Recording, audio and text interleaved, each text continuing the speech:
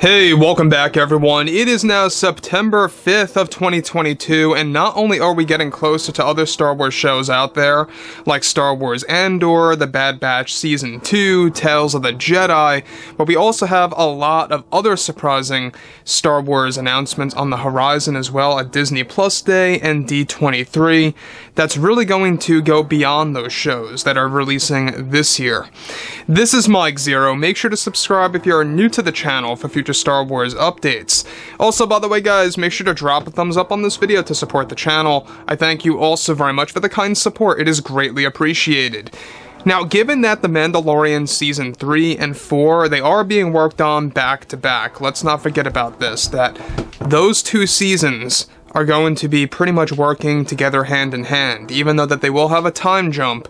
They're going to be very important to each other because the one season that they are working on right now, the third one, is going to have a lot of teasing of what's about to come for the fourth season of the show. And with the Ahsoka series coming out in 2023, that's also going to lend a lot of teases as well to Mandalorian Season 3. Basically, everything is interconnected. Everything is going to have a tease for another show at some point in given time. Now, with that being said, with all of everything that John and Dave are currently crafting together and really building towards, is that one thing that Star Wars fans are very well aware of is the fact that they will be bringing back Star Wars Legends, and Jon Favreau has talked about this countless times, that to him, Legends is very important. It was the true version of Star Wars after the events of Episode 6, and he wants to really rebuild that as accurately as possible. And he's already beginning that with, the Book of Boba Fett, with what we saw with Luke Skywalker's Jedi Temple, just one of which, by the way, he will have a total of 3 Jedi Temples in the current canon, and we'll talk about that a little bit later. Now, with Mando 3 and 4 now in the works by Favreau and Filoni, they are currently developing many revelations that will be made for the new Star Wars shows that will borrow elements from Star Wars Legends to enhance the experience. Now, it's described that one of the big storylines for The Mandalorian Season 4 are currently being storyboarded by John and Dave, one of which involves a big moment for Luke Skywalker and what is going to be taken directly from Legends to be put into live-action form by Favreau and Filoni. One of the storyboards illustrates a moment in which Luke Skywalker travels to Mount Tantiss, a secret Imperial base hidden inside of a mountain that is creating experiments. Lucasfilm is currently set to introduce one of the newest villains into the Star Wars universe, a character known as Joruus C'baoth, who is labeled as a dark Jedi that is creating clones of some kind in this hidden base that will be a big part of Mando 4. As of now, Disney is trying to cast Joruus C'baoth, and they have been in contact with both actors Jeff Bridges and Thomas Ian Griffith from the Cobra Kai TV show to portray the role. Now let me just pause here quickly for 1 second. I don't know if you guys know anything about Joruus C'baoth in Star Wars Legends, but in Legends, this is the very character that basically created the clone of Luke Skywalker that was called Luke, with the multiple U's in the middle.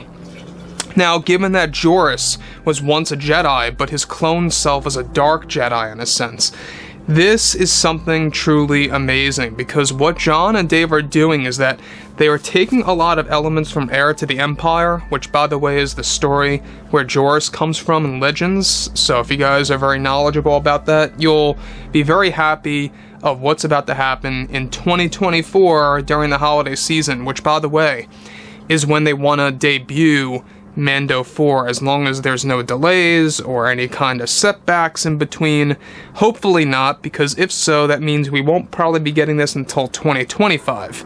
I mean, look at what happened with Mando 3. It was supposed to come out this holiday season, and it got pushed over to February because of good things, though. They were filming more scenes for the show. Now, this really does open up a lot of questions. Exactly what is Joruus C'baoth doing inside of Mount Tantiss in the current canon that Jon Favreau is setting up? Well, if we go by what Jon Favreau said a couple of weeks ago, that they are trying to keep things as accurate as possible and to really make things as, clear as they can to the fans. is that it's very likely that they are going to follow the same storyline as Heir to the Empire, where you have a Luke clone coming into the equation. And we already talked about this, that there was one storyboard that Jon Favreau crafted for Mando 4 that involved two versions of Luke in the same shot in that illustration. So that could very well point toward a major hint of that actually happening. But this is where things begin to progress even further, and how it lends an even bigger hint to that. Now, it's ascribed to be between the two of them. The storyboards are set to involve a moment in which Luke Skywalker has his green saber ignited, with Joruus wielding an ignited red one that can be seen in the illustration that has been made final for the script. Now, a big fight is planned to happen between Luke and Joruus, who is a wizard-like dark Jedi in the series as far as design goes. In the background, clones can be seen in chambers, including Luke Skywalker's severed hand in one of the containers in the distance. Now, with these storyboards, Jon Favreau labeled the scene as one of the revelations for the 4th season of Mando. This scene is described to also involve a side story for when Mara Jade begins to reappear later in the show, still as the anti-hero against Luke. Thomas Ian has expressed great interest with Jon and Dave for joining the Star Wars franchise. Mount Tantiss is said to be a big deal in not just Mando 4, but also will be teased in the Ahsoka Tano series, midway through that show. Joruus the Dark Jedi is set to appear, of course, in several ways, and is set to offer a saga-wide implication to the entire audience in the upcoming season that's currently being worked on. Now, here's the thing that a lot of fans need to be aware of, is that I don't know if you guys know who I'm talking about, but Thomas Ian is the guy that plays Terry Silver in the Cobra Kai series. Now, Cobra Kai, I'm sure that you guys know about this. It's basically a TV show based on the Karate Kid films. Alright, it takes place after the movies, which, by the way, wildly successful, great show, check it out on Netflix. They want Thomas to be the other choice besides Jeff Bridges to portray the role of Joruus C'baoth.